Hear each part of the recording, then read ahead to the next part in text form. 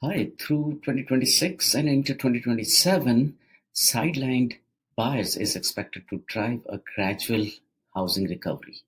Resale activity is forecasted to strengthen most in Ontario and British Columbia, with other regions seeing steadier growth.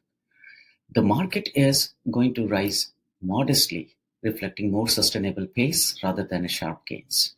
Please review this video, please follow me and like and share, and I'm always ready to help. Thanks. Bye.